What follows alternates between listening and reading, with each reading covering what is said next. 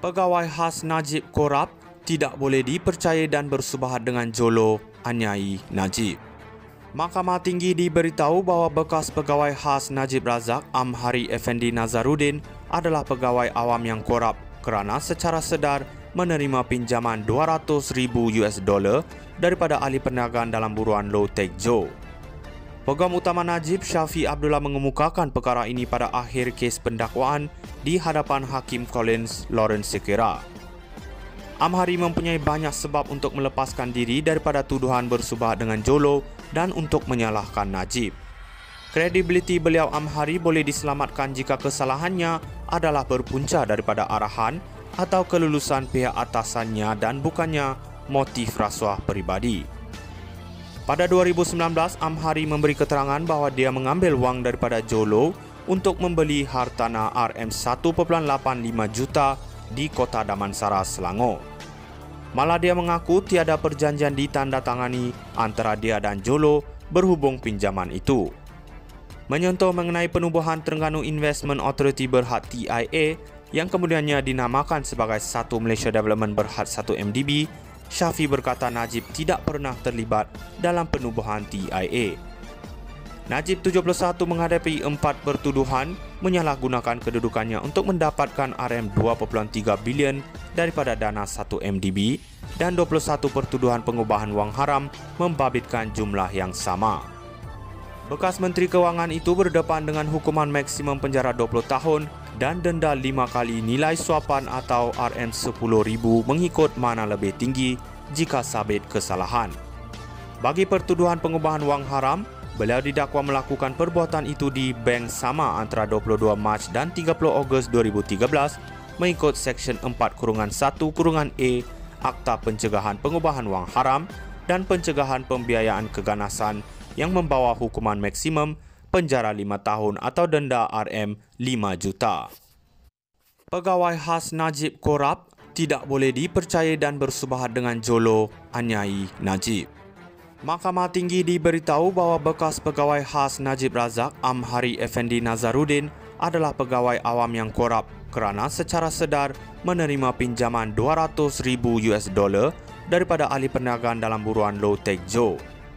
Peguam utama Najib, Syafi Abdullah, mengemukakan perkara ini pada akhir kes pendakwaan di hadapan Hakim Collins Lawrence Sekera. Amhari mempunyai banyak sebab untuk melepaskan diri daripada tuduhan bersubahat dengan Jolo dan untuk menyalahkan Najib. Kredibiliti beliau Amhari boleh diselamatkan jika kesalahannya adalah berpunca daripada arahan atau kelulusan pihak atasannya dan bukannya motif rasuah peribadi.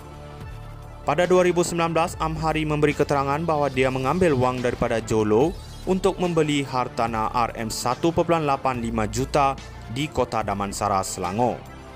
Malah dia mengaku tiada perjanjian ditandatangani antara dia dan Jolo berhubung pinjaman itu. Menyentuh mengenai penubuhan Terengganu Investment Authority Berhad TIA yang kemudiannya dinamakan sebagai Satu Malaysia Development Berhad 1 MDB, Syafi berkata Najib tidak pernah terlibat dalam penubuhan TIA.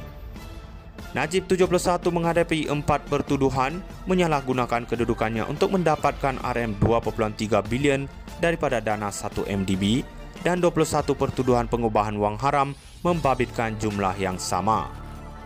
Bekas Menteri Kewangan itu berdepan dengan hukuman maksimum penjara 20 tahun dan denda 5 kali nilai suapan atau RM10,000 mengikut mana lebih tinggi jika sabit kesalahan.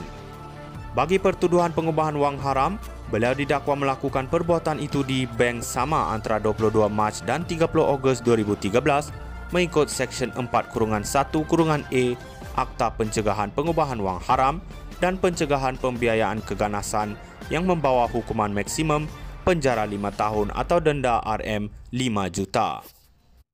Pegawai khas Najib korup, tidak boleh dipercayai dan bersubahat dengan Jolo, anyai Najib.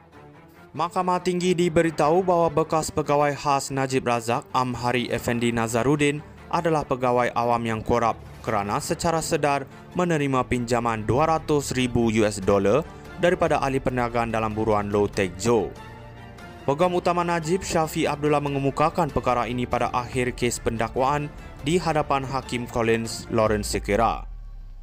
Amhari mempunyai banyak sebab untuk melepaskan diri daripada tuduhan bersubahat dengan Jolo dan untuk menyalahkan Najib. Kredibiliti beliau Amhari boleh diselamatkan jika kesalahannya adalah berpunca daripada arahan atau kelulusan pihak atasannya dan bukannya motif rasuah peribadi. Pada 2019, Amhari memberi keterangan bahawa dia mengambil wang daripada Jolo untuk membeli hartanah RM1.85 juta di Kota Damansara, Selangor. Malah dia mengaku tiada perjanjian ditandatangani antara dia dan Jolo berhubung pinjaman itu. Menyentuh mengenai penubuhan Terengganu Investment Authority Berhad TIA yang kemudiannya dinamakan sebagai Satu Malaysia Development Berhad 1 MDB, Syafi berkata Najib tidak pernah terlibat dalam penubuhan TIA.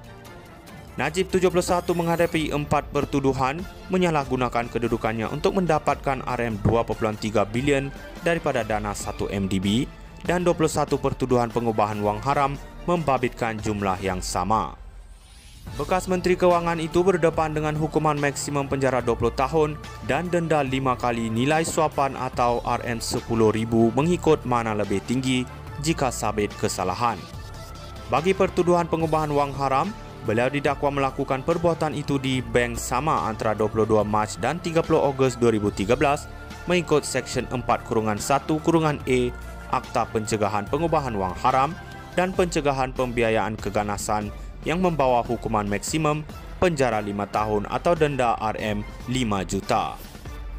Pegawai khas Najib korup, tidak boleh dipercayai dan bersubahat dengan Jolo, anyai Najib. Mahkamah Tinggi